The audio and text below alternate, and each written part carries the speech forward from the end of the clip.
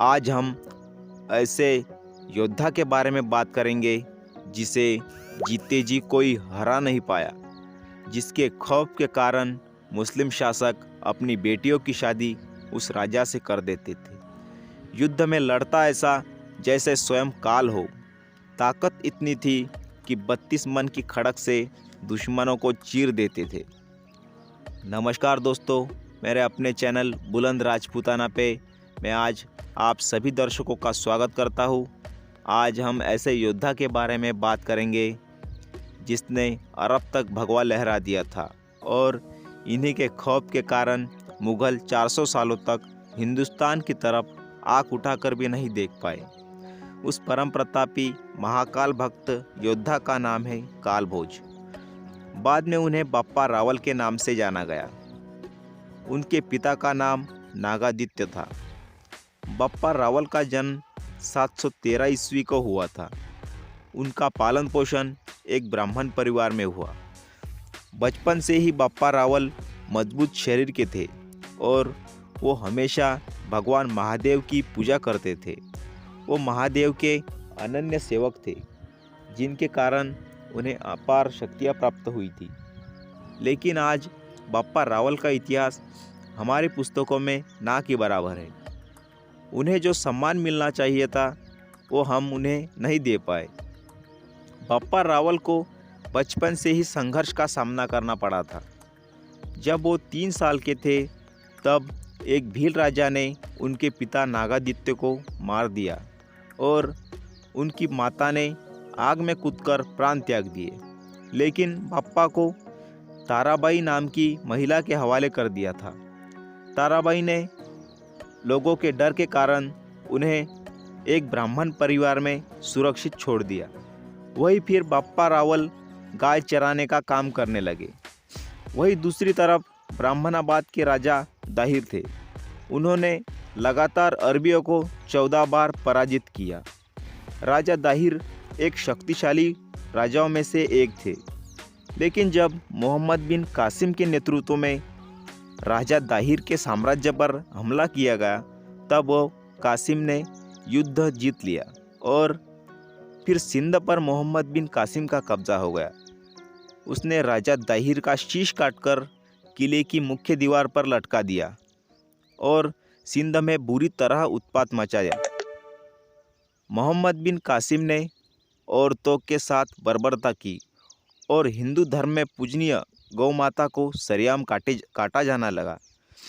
यही नहीं तो मोहम्मद बिन कासिम ने मालवा, गुजरात, मारवाड़, मेवाड़ के चावड़ों, मौर्यों, सेंधों, कच्छलों को हराकर उनके राज्यों पर भी अपना राज्य प्रस्थापित कर दिया और यहाँ के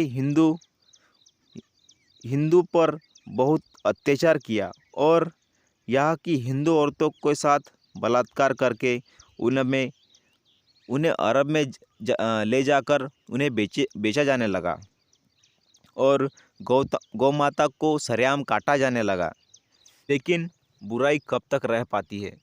उसी तरह नागभट्ट नाम के राजा ने अरबियों को मालवा और पश्चिमी राजस्थान से खदेड़ दिया और उधर बप्पा रावल भी बड़े हो चुके थे। बप्पा रावल ने भी मोर्चा संभाल लिया और बप्पा रावल ने मेवाड़, सिंध में हाहाकार मचा दिया। उन्होंने सिंध पर अपना राज प्रस्थापित कर दिया और इसी तरह बप्पा रावल ने हिंदुस्तान की धरती पे अरबियों, तुर्कों, अफ़गानों को बुरी तरह पराजित कर दिया। बप्पा रावल ने मोहम्मद बिन कासिम को दौड़ा कर सिंध तक ले गए। बप्पा रावल ने अपने जीवन काल में अनेक लड़ाइयाँ लड़ी थी और उन्हें पराजित करने वाला कोई पैदा नहीं हो पाया। बप्पा रावल यहाँ तक नहीं रुके तो उन्होंने आज की ईरान तक कब्जा कर लिया। बप्पा रावल 32 मन की खड़क से युद्ध करते थे। बप्पा रावल ने गजनी पर हमला करके उसे भी अपने राज्य में शामिल कर लिया। मतलब आज के पाकिस्तान, अफ़गानिस्तान, बलूचिस्तान, ईरान। बप्पा रावल का इन राज्यों पे, इन देशों पे एक क्षत्रिय राज था।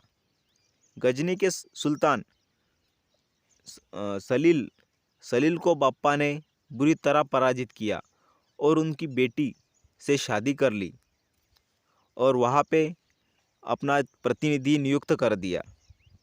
उसके बाद वो वापस हिंदुस्तान की धरती पर आ गए। पाकिस्तान का रावलपिंडी नाम का शहर रावल के नाम से ही जाना जाता है। बप्पा रावल ने जो भी अरबी, तुर्कों, अफ़गानों को हराया था, उन्होंने डर के कारण उन मुस्लिम शासकों ने अपनी बेटियों की शादी बप्पा रावल से कर दी। कहा जाता है कि बप्पा रावल की करीब 100 रानियाँ थीं और उनमें 35 मुस्लिम थी। जो आप सोच ही सकते हैं कि बप्पा रावल कितने महान योद्धा होंगे। लेकिन बप्पा रावल के बारे में हमें बहुत कम पढ़ाया गया है। खैर, बप्पा रावल एक शिव भक्त थे। हिंदुस्तान पर अपना राज्य प्रस्थान करने वो प्रथम राजा थे। प्रस्थापित करने वाले वो प्रथम राजा थे। यहीं से महान योद्धाओं की शुरुआत हुई थी।